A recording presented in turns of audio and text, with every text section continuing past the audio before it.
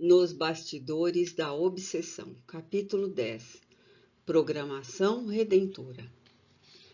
No desdobramento das tarefas habituais, por meio das quais eram mantidos contatos com os benfeitores desencarnados, nas sessões especiais hebdomadárias, recebíamos esclarecimentos e informações através das quais os irmãos Saturnino e Ambrósio nos davam elucidações minudentes dos acontecimentos transcorridos na esfera espiritual, quando dos labores abençoados de que participávamos, conquanto a nossa condição de encarnados no domicílio orgânico. Dessa forma, inteiramo-nos dos detalhes da operação fraterna junto ao Dr. Teófrastos e à Henriette Marie, assim como dos fatos precedentes. Obviamente, ao retornarmos ao corpo somático, as lembranças das realizações espirituais desapareciam quase completamente, deixando-nos as evocações e impressões de sonhos que se manifestavam ora como pesadelos dolorosos, ora como estados de comunhão elevada com as esferas superiores da vida.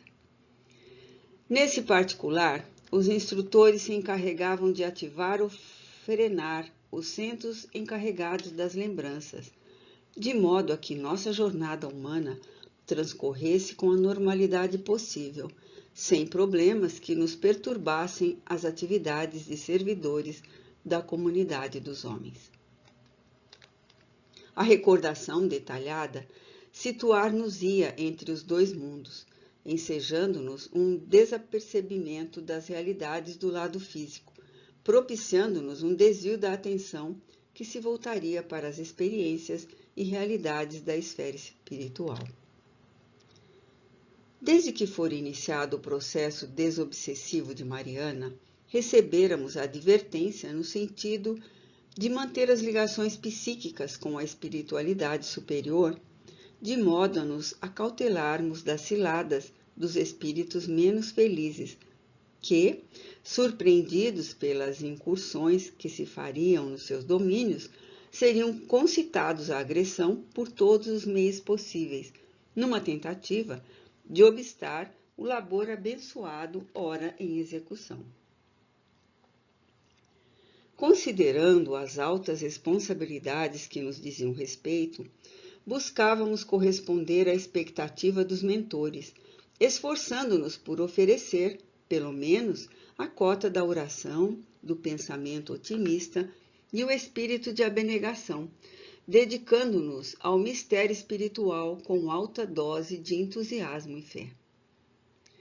Ao primeiro ensejo, após a entrevista com o ex-mago de Rouen, o benfeitor Saturnino elucidou, pela psicofonia do médium Moraes, que voltaríamos a nos encontrar depois de concluídos os trabalhos da noite, quando o irmão Glaucus conduziria o terrível obsessor, ora em fase de meditação, a uma entrevista naquela casa, num encontro que estava destinado a deferir os rumos futuros da sua vida. Concitava-nos ao exercício e mentalização de piedade fraternal, manifestação essencial para a caridade legítima de que nos deveríamos revestir para cooperar ativamente. Em retornando ao lar, a expectativa do reencontro me inquietava, dificultando-me o necessário repouso. Orando, no entanto, e sentindo a presença dos irmãos maiores do mundo espiritual, recompusemos a paisagem mental, e brando torpor nos invadiu, facilitando às entidades vigilantes o nosso desdobramento e, consequente, condução à sede de nossa casa de oração e amor. Quando ali chegamos, já se encontravam os demais membros participantes das tarefas socorristas. Saturnino, sempre calmo e gentil, traduziu em sentido oração os anseios de todos os presentes e rogou a Jesus fosse ele o sublime visitante e o condutor dos trabalhos em desdobramento, com vistas à caridade da iluminação de consciência, obnubiladas pelo orgulho e pelo egoísmo, estes dois implacáveis inimigos do espírito humano.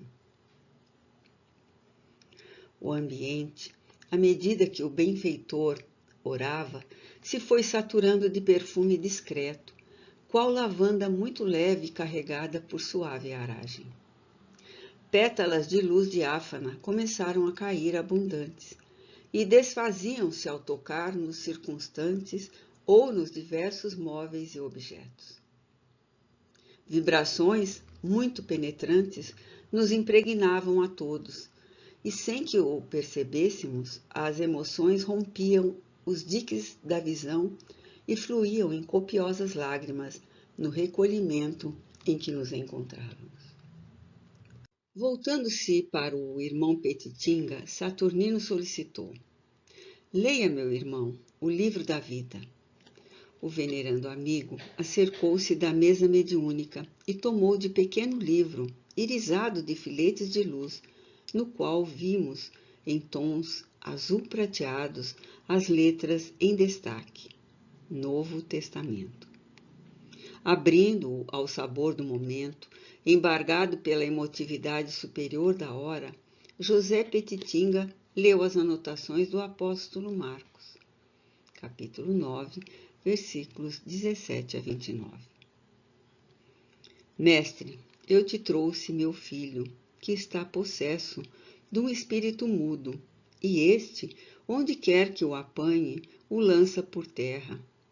Ele espuma, range os dentes e vai definhando. Roguei a teus discípulos que o expulsassem, e eles não puderam. Disse-lhes Jesus: ó geração incrédula, até quando estarei convosco?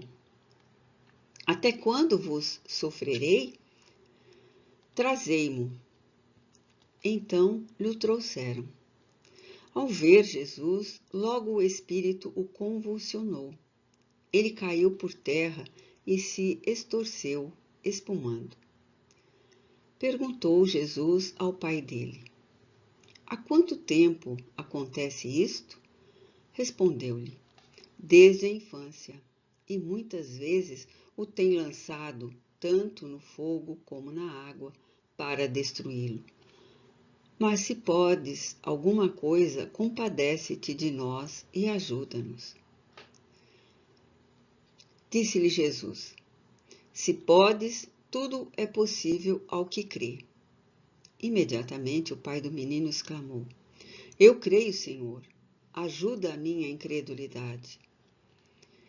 Jesus, vendo que uma multidão afluía, repreendeu o espírito imundo, dizendo-lhe: espírito mudo e surdo, eu te ordeno, saia dele e nunca mais nele entres.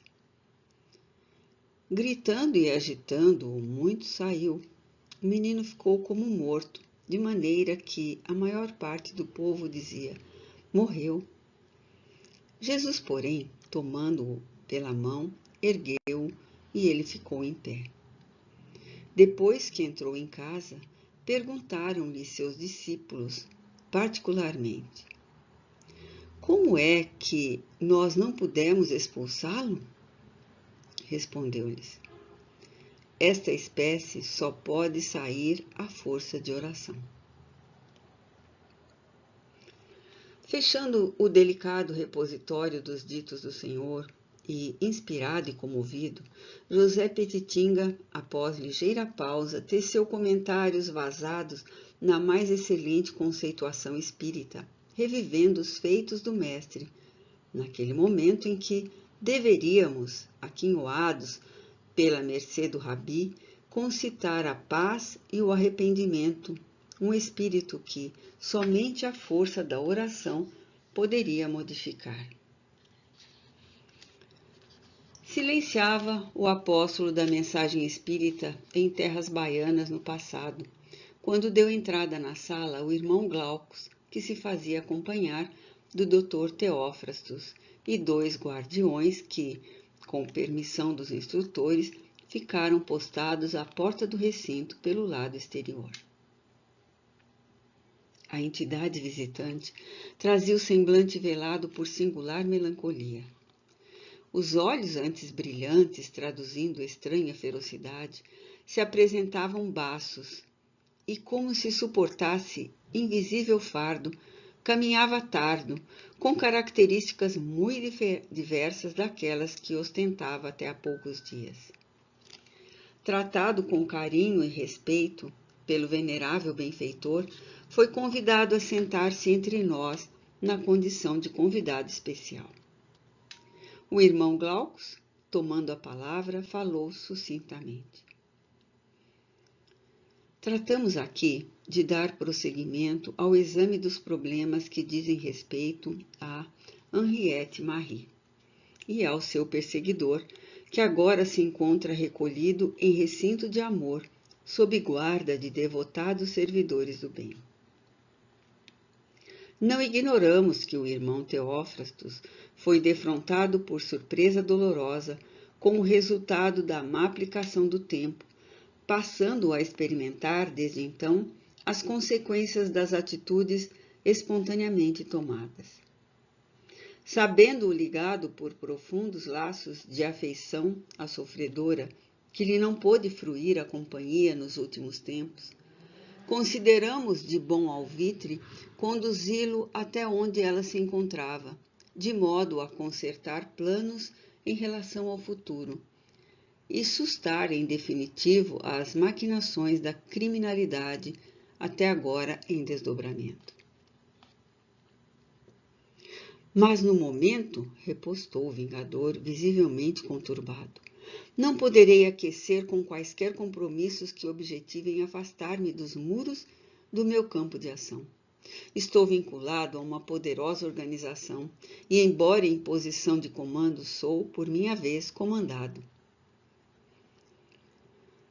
Insistimos em elucidar, replicou seguro e calmo o benfeitor, que chefe somente um há, Jesus, o Rei sublime das nossas vidas, a quem devemos as dádivas oportunas da evolução e do progresso atual em nossa nova condição de viandantes da luz.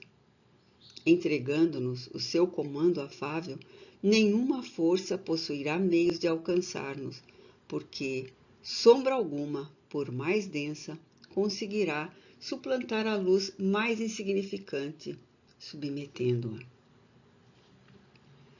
Somos, porém, revidou algo indeciso, 12 mentes dominadoras que nos encontramos submetidos a uma equipe de 10 magistrados que habitam regiões infernais, onde os mínimos desvios da justiça recebem longas punições. Constituímos o grupo dos 12. Na aplicação do nosso código, selecionamos criminosos que alcançam de nossas mãos as primeiras correções, após o que são conduzidos para os presídios próprios, nas furnas onde levantam as construções da cidade da flagelação. Ligamo-nos por processo mental especializado e frequentemente somos convidados, por nossa vez, à prestação de contas em minudentes relatórios verbais, que são fiscalizados por técnicos competentes e aparelhos sensíveis. Além disso, as minhas próprias razões me impedem tudo abandonar para deixar-me arrastar por sentimentalismos mórbidos, renegando a felicidade em que me comprazo, sem conhecer evidentemente o que se espera de mim. Tudo me é muito fácil, bastar-me-á arrancar Henriette da masmorra carnal e retê-la comigo. E ouvida o amigo, explicou o irmão Glaucus, que, desencarnando a nossa irmã por constrição obsessiva, ela escapará das vossas mãos por ter sido apressada a sua partida, sem que se possa responsabilizá-la por isso? Ignorais exatamente as leis de fluidos e os processos de sintonia? Esquecei-vos de que toda vítima libra acima dos seus algozes? Além disso, consideremos que não podemos desprezar a opção do Senhor, isolá-la da vossa interferência por processos que nos escapam à sagacidade, mas que pertencem à sabedoria. Sim, não ignoro, aqueceu, mas a conjuntura que se me apresenta é grave. Amo-a, sempre a amei, na impossibilidade de possuí-la como privar-me do seu amor? Deixando-vos possuir, redarguiu ameno o benfeitor. O amor é concessão que se manifesta com 1000 faces. Não podendo ser-lhe o esposo, conseguireis ser o amado, no seio materno, na condição de filho da alma e do coração. Fruir-lhe-eis a ternura das mãos e sugareis o leite vital do seu seio. Estareis no calor da sua devoção, e os vossos olhos se demorarão mergulhados na luminosidade dos olhos que amam. Permutareis a grande noite da soledade pelo demorado meio-dia da convivência. Transfundireis todo sentimento de amargura em expressão de dependência e fé. Derramareis o vaso do ódio, que se converterá em adubo de produção no solo da compreensão e da afetividade. Por década de distância, um tempo sem fim de presença, de imorredoura constância. E a lepra? Nota explicativa 24. Na época em que esta obra foi escrita, este termo era comum, mas atualmente ele é considerado pejorativo e ou preconceituoso. Hanseníase, morfeia, mal de Hansen ou mal de Lázaro é uma doença infecciosa causada pela bactéria Mycobacterium leprae, também conhecida como bacilo de Hansen, que afeta os nervos e a pele, podendo provocar danos severos. Arguiu. A lepra que parece revestida, elucidou o amigo espiritual, é enfermidade simulacro produzida pelas descargas constantes do seu perseguidor desencarnado. Não desconheceis, amigo Teófrastos, o que conseguem as forças fluídicas desencadeadas sob o impacto do ódio e a absorção em longo processo obsessivo das energias deletérias. De mente consumida pela perturbação que a si mesma se vem impondo através das constantes transgressões às leis da justiça, nossa irmã sincronizou com o verdugo que a vitima e, amolentada pelas vibrações hipnóticas do seu antagonista, começou a experimentar as falsas impressões do mal de Hansen, conforme desejo do seu inimigo, sendo atirada ao presídio hospitalar em que vive, em quase total abandono, para que a vindita se coroe da resolução final que o sicário aguardava, o suicídio. Estamos, aliás, informados de que tal plano fora trabalhado pelo próprio amigo Teófrastos, que atenderá à consulta que lhe formulará o algoz de Henriette em espetáculo no anfiteatro, após ouvi-lo em ocasião passada, anos atrás. Que? Gritou o infortunado. Então serei eu o sabujo que ofereceu ao caçador a pista da destruição da vítima? Sim, meu amigo, afirmou o prestimoso mentor. Por isso, só a justiça divina compete os casos da justiça. Disse Jesus, vós julgais segundo a carne ou a aparência, eu a ninguém julgo. Por conhecer ele, o nosso ontem e as perspectivas do nosso amanhã. Todo agressor inconsciente cai hoje ou mais tarde nas armadilhas da agressão. E dando nova entonação à voz que mantinha a serenidade habitual, mas que se nos afigurava com expressões de energia, o irmão Glaucus aduziu. Sob carinhosa assistência de passistas especializados da nossa esfera e afastado para tratamento o seu perseguidor, Ana Maria recobrará forças psíquicas e orgânicas, logo mais recuperando-se algo rapidamente. A enfermidade regredirá em caráter miraculoso e ela conhecerá um pouco de lenitivo e esperança através do braço amigo de alguém que também se lhe vincula, distendendo na sua direção a aliança nupcial. Mergulhareis logo após o amigo Teófrastos e o vosso cômpar para, no longo caminho a percorrer através da experiência carnal, tudo recomeçar, refazer, regularizar. E os meus débitos? Interrogou. Como serão cobrados? Não posso desconhecer a extensão dos meus atos e sei das consequências que eles devem acarretar. Os nossos erros, referendou o irmão Glaucus, hoje ou mais tarde nos voltam em caráter de necessária reparação. Adiar o reajustamento significa também aumentar os gravames que o tempo lhes acrescentará, impondo-nos mais elevada dose de sacrifício. Além disso, não nos cabe a presunção de antecipar o porvir. Entregues ao Senhor, o Senhor cuidará de nós, abrindo-nos os depósitos do seu amor e enriquecendo-nos com as suas bênçãos múltiplas. Para ele, não há perseguidor nem perseguido, mas espíritos enfermos em estados diferentes, caminhando por vias diversas na direção do bem infinito. Não ignoramos que o mal é somente a ausência do bem e que a chegada deste esmaece, porquanto só uma força existe, a do amor triunfante. Aqueles conceitos penetravam-nos a todos, especialmente no chefe do anfiteatro, que se mostrava cada vez mais triste, mais infeliz, não ocultando o sofrimento que o libertava dele mesmo, escravo das paixões, séculos a fio.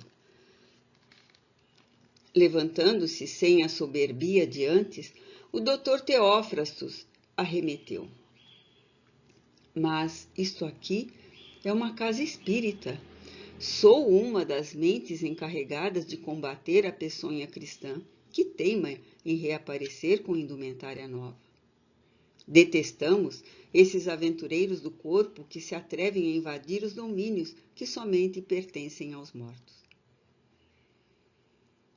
Equivocais, amigo, obtemperou amavelmente o irmão Glaucus. Não há mortos e sim vivos. Encarnados ou desencarnados, somos todos espíritos imortais, transitando numa ou noutra vibração, marchando, porém, na direção da imortalidade. O cristianismo não teima em aparecer ou reaparecer. Não desapareceu nunca, conquanto às interpolações e desrespeitos de que foi vítima através dos séculos. Refletindo o pensamento do Cristo, é a esperança dos homens e o pão das vidas. Combatê-lo é envenenar-se. Persegui-lo significa dilatar-lhe os horizontes que se perdem nas fronteiras do sistema solar. Vã loucura da ignorância pelejar contra o conhecimento e da estulnice investir contra a sabedoria. Jesus vive e vence, meu amigo. É tudo inútil, e vós sabeis. Não o sei, replicou já combalido, mas o sinto. Ele me persegue inexoravelmente. Não me deixa repousar, tortura-me em cada um a quem torturo. Desespera-me em todos aqueles nos quais descarrego a minha sanha. Que tem ele contra mim? O que tendes contra ele? Retrucou o benfeitor. Jesus é o amor inexaurível, não persegue, ama, não tortura, renova, não desespera, apacenta. O amigo Teófrastos, sim, arvorou-se em seu adversário e sofre as contingências da alucinação e da procrastinação do momento de entregar-se-lhe em total doação. Não temais, pois. A verdadeira coragem se manifesta também quando o ser reconhece o que é e o que possui, refazendo o caminho por onde deseja seguir, reunindo forças para retemperar o ânimo, e qual criança aprender o amor desde as suas primeiras lições. Temo, sou constrangido a confessar. O temor descende da consciência em culpa. Tenho sido a expressão da força e da violência e aprendi a não confiar. Jesus, porém, é a expressão do amor e sua não violência oferece a confiança que agiganta aqueles que o seguem em extensão de devotamento. Temo porque creio e crendo sofro em todo pelejar, mesmo odiando, nunca o bani da minha mente.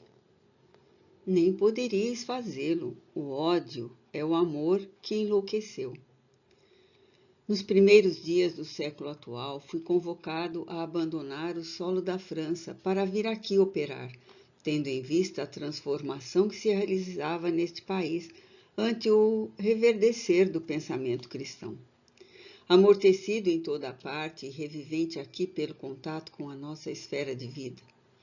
Nosso grupo deveria encarregar-se de sitiar a mediunidade e os novos cruzados do cristianismo, instaurando o tribunal de punição e trazendo-os a nossos recintos, quando semidesligados pelo sono, para que as visões dos nossos cenários e das nossas operações diversas pudessem infundir-lhes medo ou sedução, deixando nas suas lembranças as sementes do desejo, no culto do sexo, da ambição, do culto do dinheiro, da prepotência, no culto da vaidade. Em diversas sessões espíritas, emissários nossos têm procurado penetrar com o objetivo de semear ali a discórdia, multiplicar as suspeitas, irradiar o azedume e difundir a maledicência. E quando as circunstâncias facultam, mantemos o comércio pela incorporação sutil ou violenta, conforme o paladar da leviandade dos membros da colmeia. Sem dúvida que temos conseguido boa colheita, principalmente no campo das agressões morais de vária ordem, em que os falsamente bons e os aparentemente honestos oferecem seminário favorável para as nossas mudas, que logo medram exuberantes, multiplicando-se facilmente. É evidente que o nosso acesso não se faz em todos os recintos, porque, alertados, muitos se mantêm em atitude de vigilância, coibindo-nos a interferência. Além disso, os seguidores do Cordeiro conseguem dispersar os nossos agentes, utilizando-se de processos muito eficientes. Como me poderei agasalhar numa casa que tal? Como me liberarei dos compromissos com aqueles nos quais me encontro vinculado? Ouvimos-vos com atenção, respondeu o benfeitor lúcido e claro. Embora não fôssemos colhidos de surpresa ante o vosso informe, porque conhecíamos as tarefas do irmão Teófrastos, elucidamo-vos de que esta casa dispõe de defesas construídas em muitas décadas de santas realizações, merecendo do plano divino carinhosa assistência. Resguardada das forças agressoras, é agasalho e hospedagem abertos aos que sofrem sob a direção do Cristo. Não há por que considerar compromissos senão com a verdade. Os outros não podem ser denominados compromissos, mas conchavos da ignorância, destituídos de qualquer valor pelos propósitos infelizes de que se revestem. Nossa destinação, meu amigo, é a verdade. Como Jesus é o caminho, não mais recalcitremos. Todos nos encontrávamos mergulhados na mais comovente concentração. O duelo verbal entre a impostura e a verdade convincente aclarava-nos o espírito, alargando as percepções em torno da vitória dos altos propósitos e dos superiores desígnios. A um sinal quase imperceptível, o irmão Saturnino deixara antes o recinto, atendendo à orientação do benfeitor espiritual. Naquele momento, em que o silêncio se fizera natural, e quando a entidade meditava, dominada por compreensível inquietação do espírito em febre, retornou o guia amigo, trazendo-o adormecida, qual criança agasalhada no afeto paternal. Ana Maria, que foi colocada carinhosamente sobre alvo leito, reservado e vazio no recinto, desde o começo da entrevista. Vendo-a de inopino, o doutor Teófrastos foi acometido de angustiante expectativa. O benfeitor vigilante acalmou-o com gesto delicado, após o que se aproximou da jovem adormecida, e, tocando-lhe as têmporas, despertou-a com voz meiga e confortadora. A leprosa circunvagou o olhar em torno e, devidamente acalmada pelo instrutor, reconheceu o doutor Teófrastos.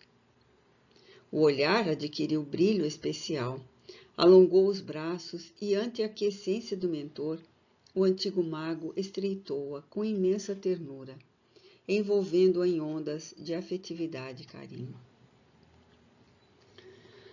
Quanto esperei por este momento, aludiu o antigo vingador. Também eu, retrucou a sofredora em lágrimas. Perdoa-me, Henriette. Perdoar-te? Nosso dorido amor é maior do que tudo e por si só anula todas as aflições antigas. Sou eu quem te roga. Theo, ajuda-me e não me abandones mais. Eu sou a esperança quase morta e tu és o hálito do meu reviver. Não me negues a migalha da tua presença, haja o que haja. Levantemo-nos do torpor que nos aniquila a longo prazo e roguemos a Deus que nos resguarde de nós mesmos e nos ajude a partir de hoje. Não suportaria mais viver sem ti. Sonho, Theo, isto é um sonho. Estamos numa esfera de sonho em que me aparece desfigurado e triste. Por que demoraste tanto? Perdoa-me, por mais que te buscaste, jamais reencontrei-te. Não nos separaremos mais, nunca mais, juro. Renunciarei a tudo para experimentar a ternura das tuas mãos e a meiguice dos teus olhos. Ouve, Henriette Marie, o que te irei falar. Escuta com atenção. Não pôde prosseguir. O choro convulsivo desatou-lhe na alma e ele recuou, vencido, cambaleante, aos gritos, em atroada desesperadora. O mentor amoroso aproximou-se e exortou ao equilíbrio. Falou-lhe da significação do momento e das poucas reservas que possuía Ana Maria, recém-libertada da constrição psíquica do seu antagonista, e necessitada de estímulo para aceitar os novos encargos de esposa e mãe, logo se lhe refizessem os departamentos fisiomentais com vistas ao futuro. A palavra oportuna ajudou o atormentado a recompor-se. Achegando-se à jovem em espírito, o irmão Glaucus relatou. Filha, hoje tem início etapa nova na jornada do teu espírito eterno. Embora o passado não esteja morto, todo ele deve ser esquecido. A construção do amanhã tem início agora. Sombras e receios, mágoas e recriminações devem ser superados e a ele se faz necessário antepor esperança e paz, fé e trabalho na reconstrução da felicidade que te tem demorado. Muitas vezes, ou quase sempre, quando nos ocorre a consequência do que realizamos. O nosso teto de albergue deve possuir, sem dúvida, segurança e estabilidade, para não ruir sobre as nossas cabeças. Longo tem sido o teu peregrinar e demorado o teu prazo de aflição corretiva. Jesus, porém, que não deseja a morte do pecador, mas a sua redenção, faculta-nos a todos ensejos de resgate luminoso. Fez uma pausa oportuna. A entidade acompanhava as palavras felizes do benfeitor, buscando imprimi-las no imo da alma. Após breve silêncio, este prosseguiu. O teu sonho de amor, esperado por largo período de tempo, que agora já passou, se concretizará. O nosso Teófrastos necessita também de recomeçar a experiência a benefício dele mesmo. Entre ambos, porém, medeia o impedimento dos estados em que permanecem. Enquanto, filha, jornadeias no corpo carnal, o nosso amigo se encontra libertado dos fluidos fisiológicos. Ante, pois, a impossibilidade de uma comunhão matrimonial que a vida lhes não pode oferecer de momento, solicitamos que lhes ofertes a intimidade orgânica para que ele recomece o caminho na condição de filho da tua devoção e do teu carinho. Ana Maria, sacudida por impulso inesperado, ajoelhou-se, abrindo os braços, balbuciou: que se faça a vontade de Deus. O irmão Glaucus, utilizando-se da expressiva ocasião, prosseguiu: tu, porém, filha, deverás oferecer ensejo a outro ser que ama e padece, esperando compreensão e piedade. Trata-se de Jean Villamin, o infeliz sacerdote que, no pretérito, desencadeou todas estas aflições. A ele eu me recuso a ajudar, replicou a jovem. Odeio com todas as forças. Como lhe poderia ser mãe? O ódio, filha, considerou o benfeitor, somente desaparece na pira do sacrifício do amor. É certo que ele te fez sofrer em demasia. No entanto, a tua felicidade, que agora tem início, é, de certo modo, facultada porque ele te libera dos vínculos da rebeldia com os quais se ata a ti. Afastado para tratamento, sentirás o benefício da saúde e da paz em retorno. Negar-lhe-ás a sublime oferta do recomeço que a ti a misericórdia divina, por sua vez, está concedendo? O teu seio, transformado em santuário maternal, receberá o amigo e o adversário, e os terás como filhos diletos na forja do lar, sofrendo e amando, ajudando-os reciprocamente, para que transformem os floretes do duelo em arados do amanho ao solo da esperança, em cujos sulcos sejam depositadas as sementes da paz. A voz do instrutor traía a emoção que o visitava, como se recordasse serem os homens da terra todos vítimas das paixões dissolventes. Retomou a palavra e acentuou: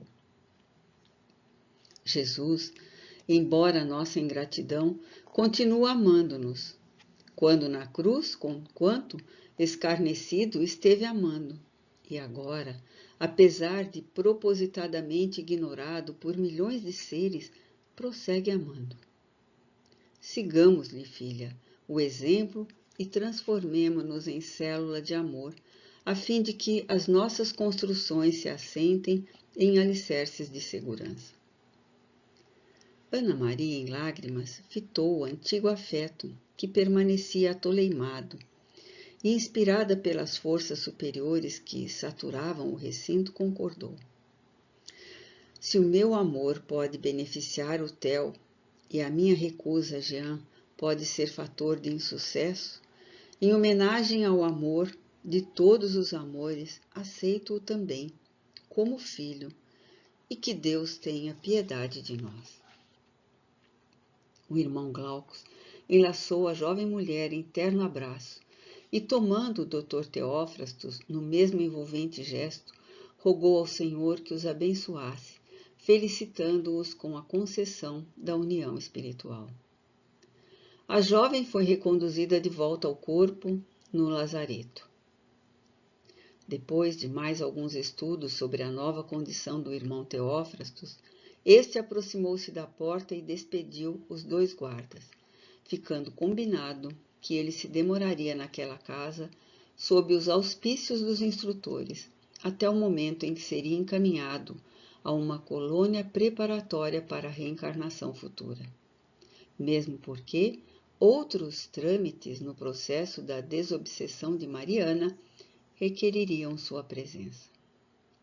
Ante os sucessos daquela madrugada, o irmão Glaucus, sensivelmente comovido, orou a Jesus em gratidão, e os trabalhos foram encerrados, depois do que fomos reconduzidos ao lar.